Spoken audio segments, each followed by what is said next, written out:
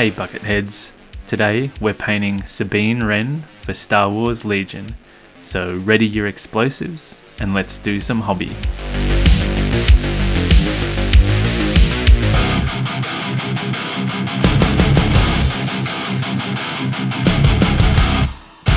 So here we have the Sabine Wren Operative Expansion.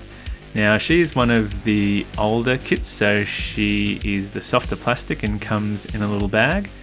She's got an armament option for a Darksaber or her blaster, and then she also has a helmeted or unhelmeted option.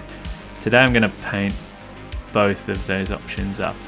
So with all plastic kits there is a mold line, so just got to go around with a blunt knife and scrape off all the mold lines as best you can. So just once that's done, I'm going to use super glue to assemble. So just put a dab of super glue in each of the holes and slot in the little tab that matches. So her leg and her jump pack will just slot in nicely, as well as her left arm there. So I'm going to slot that in.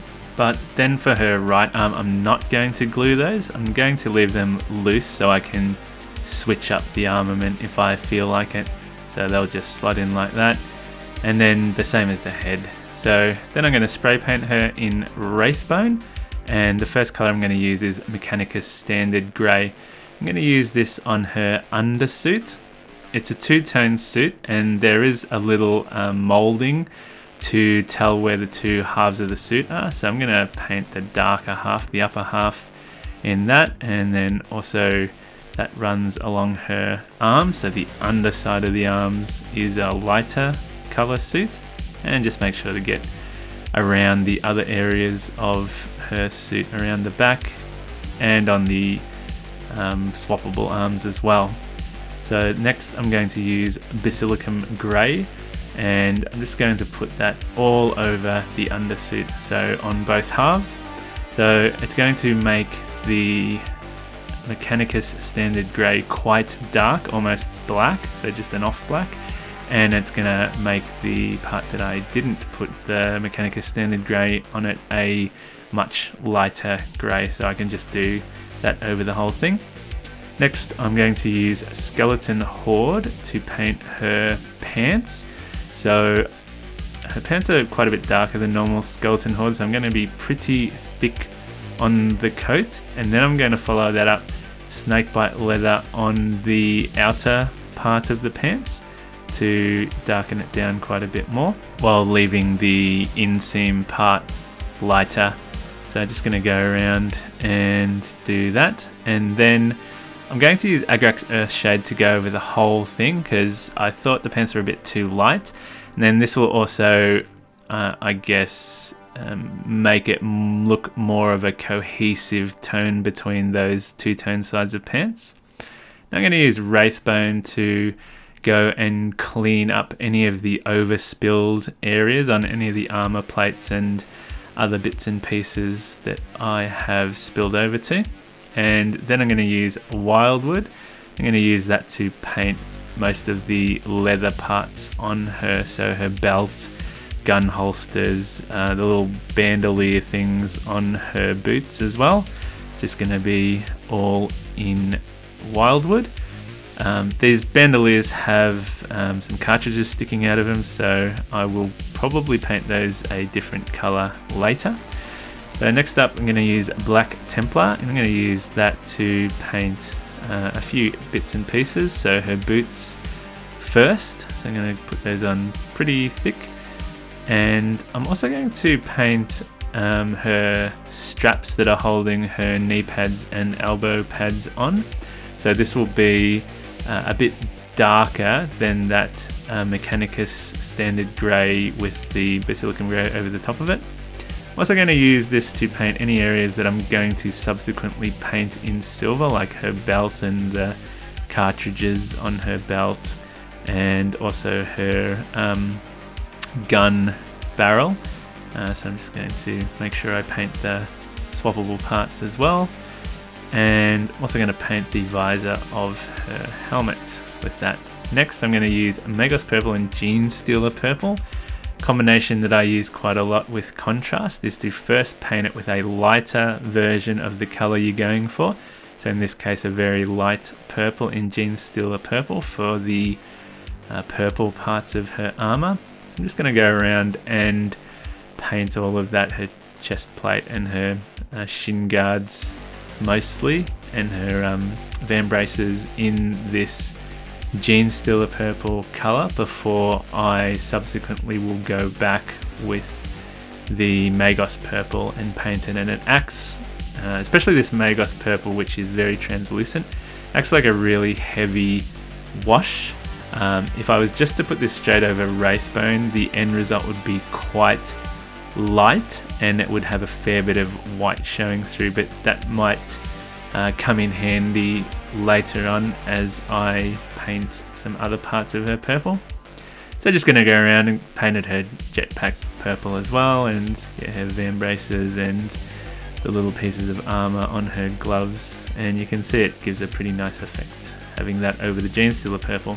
Next I'm going to do a similar thing but with Dawn yellow and Nazdrag yellow for the shoulder pads, and one of her other pieces of armor is yellow, so gonna go over that in the Dawn yellow first, and then I was tossing up between Ienden yellow and Nazdrag yellow. Also gonna paint the little bit in the middle of her chest plate, and the swappable parts, that shoulder pad too is yellow, and then I'm going to go over both of those with the Nazdrag yellow and make sure that I get some nice shading into the corners of the shoulder pads there. Next I'm going to use Fire Dragon Bright along with Grifftown Orange and Blood Angels Red. So I'm going to use the Fire Dragon Bright to pre-coat any of the parts that I'm going to do red, but also any of the parts that I'm going to do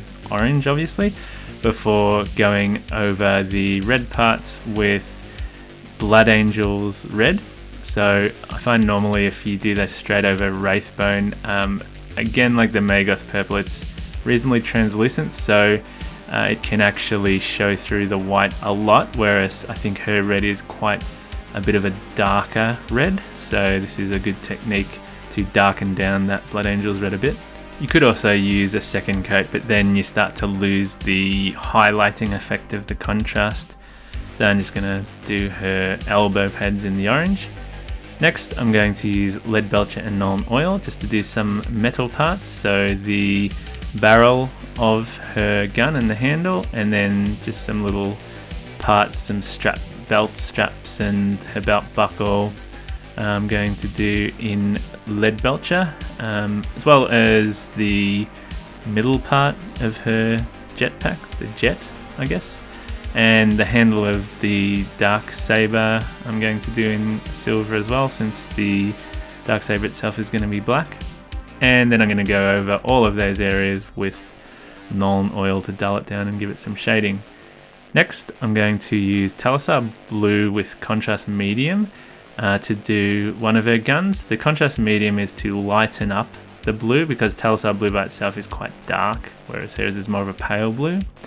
Then Basilicum Grey for the base of the other pistol, so just straight over there, make it lighter than the Lead Belcher.